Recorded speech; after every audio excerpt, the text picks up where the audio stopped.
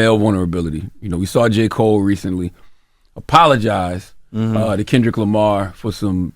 They was going back and forth on the record, right? Yeah. I didn't have no problem with the apology. Yeah. I feel like if you felt if it didn't sit well when he said he didn't sit well with my spirit, right? I ain't got nothing else to talk about. It didn't sit well with his spirit. What do you think?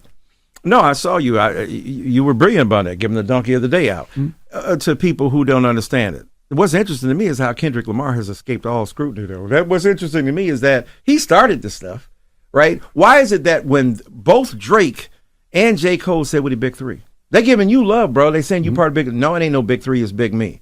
Okay, I get it. That's the bravado of hip hop and so on. I think Kendrick Lamar, in many ways, is Pac as he was. Drake and J. Cole is Pac as he could have been, and that's the clash, right? The evolution of Tupac, right? He dies at what, 25 years old?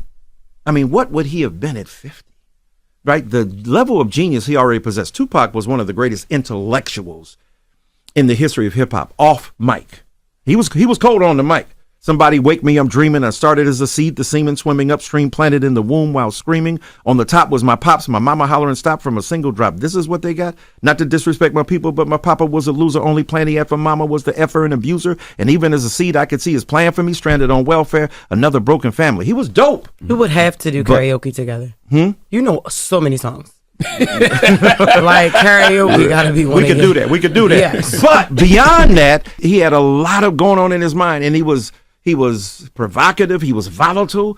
I think he was out of control in many ways, and that's why I think Kendrick Lamar had him narrate right to "Pimp a Butterfly." Right, he's talking about Pac, having a conversation with Pac. One of the greatest acts of rhetorical appropriation and genius that is Mr. Kendrick Lamar's "To Pimp a Butterfly." But that's why he's attracted to that part of Tupac. I think J. Cole and Drake are the more mature expression of a Pac who would see you ain't got to kill everybody. You ain't got to dog everybody. You ain't got to be better than everybody. I say all that to say, look, I think J. Cole was mature. He wasn't. It was half-hearted anyway. It's not, my heart's not in it, because he could have destroyed him more than that. He could have. J. Cole is a surgeon with those words. He's precise. He's surgical in his strikes. I think, look, it was mature to say, I'm not going to take this in a negative fashion. I don't even believe this guy because I love him and appreciate him. That should shame Kendrick.